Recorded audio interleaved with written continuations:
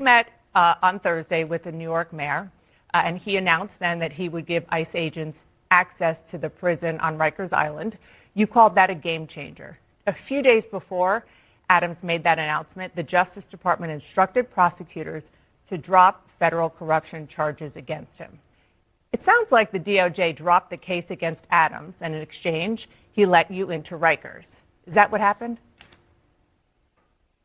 No, I think that's ridiculous. Me and Mayor Adams met a couple months ago. I think it was probably eight, 9 weeks ago we met. We had the same discussion. And we talked about getting a presence in Rikers Island. We talked about how we can collaborate on public safety threats and finding the missing children that can't be found after they release their sponsors.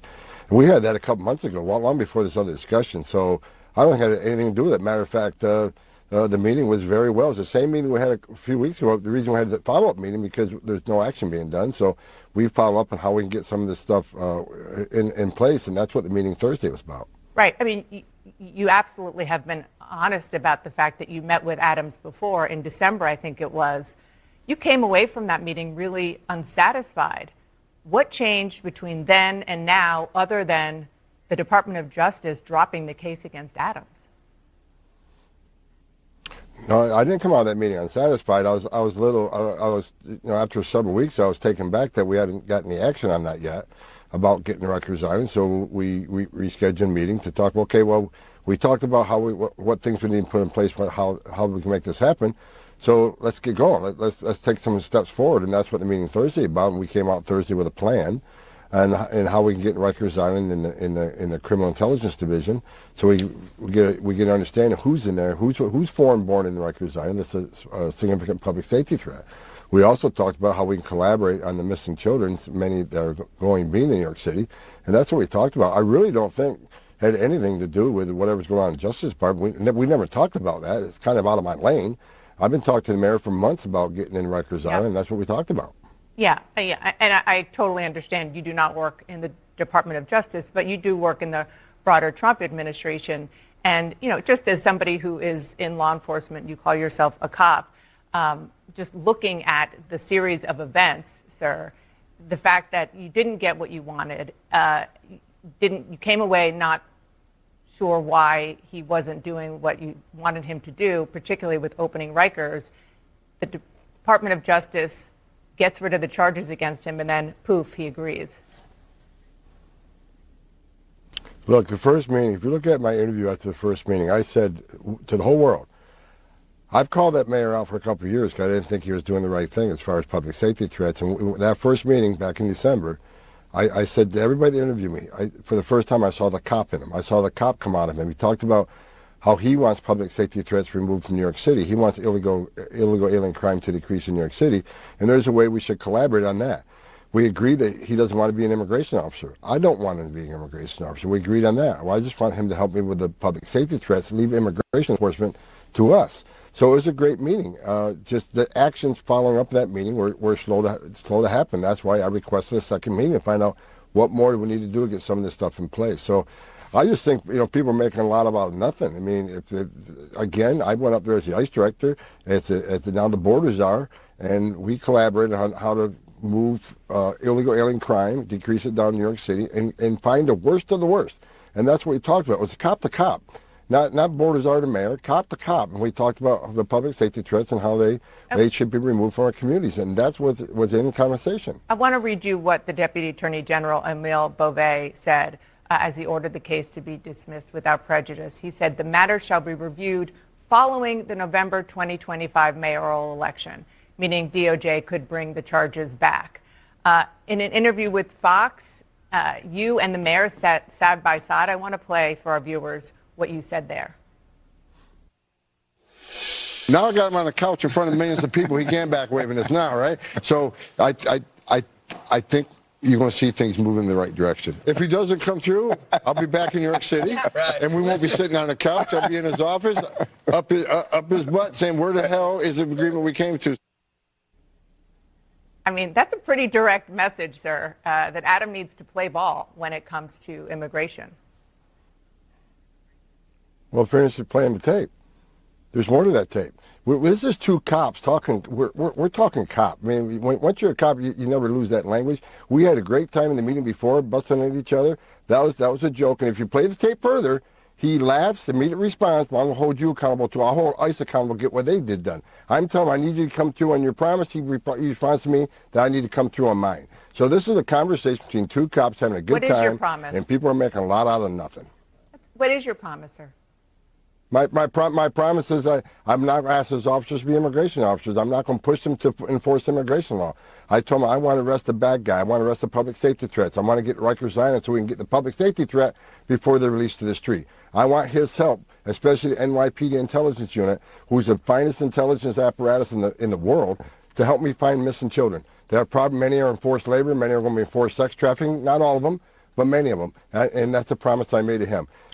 Do you do law enforcement stuff? Help me get the public safety threats into children. I'm never going to ask you to arrest an illegal alien, and that is my promise. Not to make them immigration officers, but make them cops working with cops. So if he doesn't do the things that you want him to do, would you be okay with DOJ reopening its investigation into him? Should they do that? That's out of my lane. I'm a border czar. I care about the border. So let DOJ do what they do. I care about removing public safety threats from the country. That's what President Trump's promised the American people. Adams says that you aren't looking into New York schools or churches as you hunt for undocumented immigrants. Did you make that commitment to him? What me and Mr. Adams talk about is telling the truth that the left has tried to scare the American people.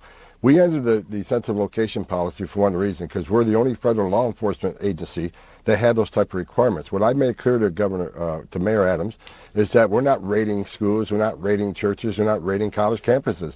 But if we have a significant public safety threat, or national security, that let's say, for instance, an MS-13 member who's a senior in the high school, who's wanted for drug distribution or strong arm robberies, we will go to that school and arrest that MS-13 member with the help of the local authorities. It's not about raiding schools, it's about arresting one bad guy where we know he is and not let him escape back into the community. That's what discussion we had.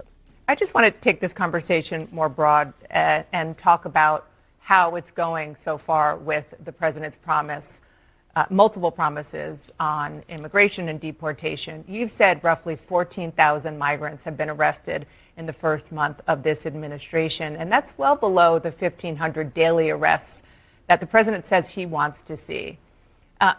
You're getting support from across the federal government, from the FBI, from DEA, from U.S. Marshals, even the military. What's the struggle? Why are you struggling to get those arrests where President Trump wants them?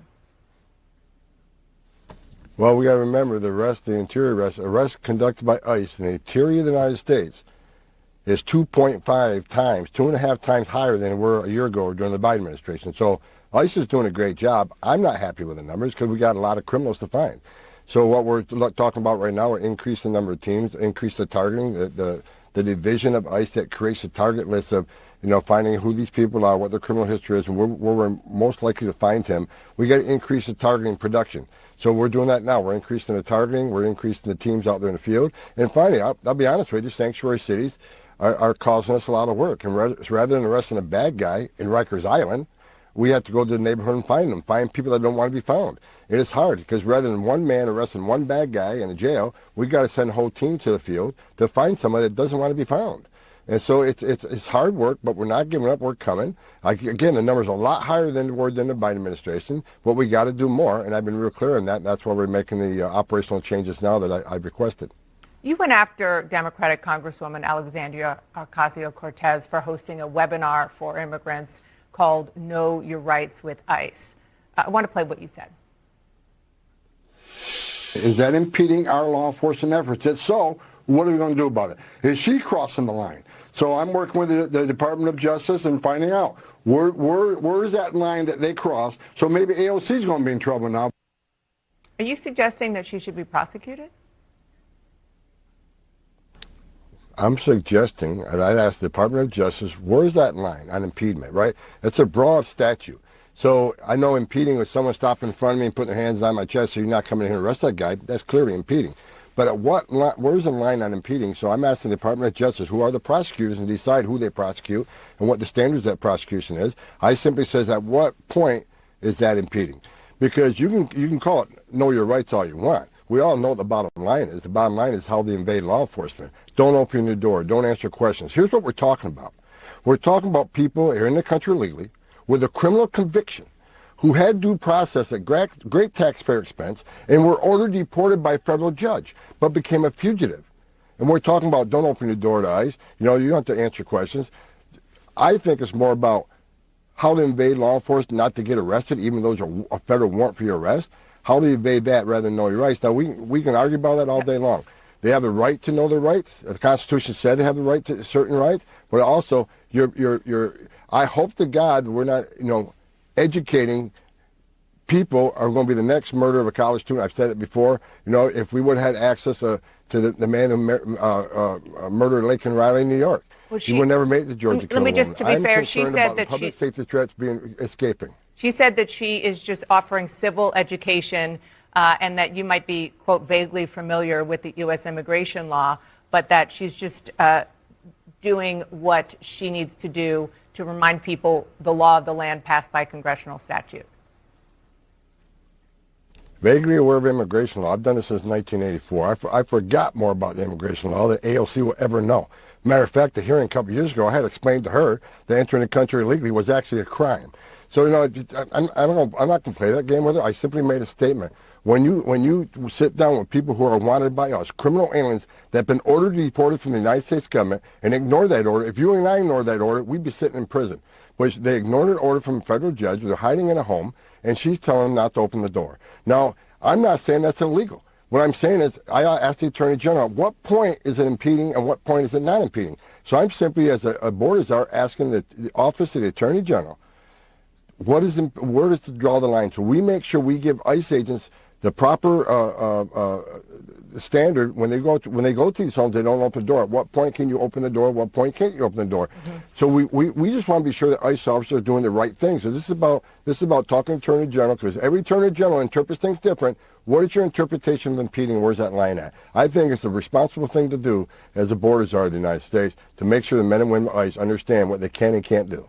Yeah, and of course, right now, being undocumented is a civil offense and not a criminal one, unless you commit those crimes. Thank you so much, Tom Homan, for being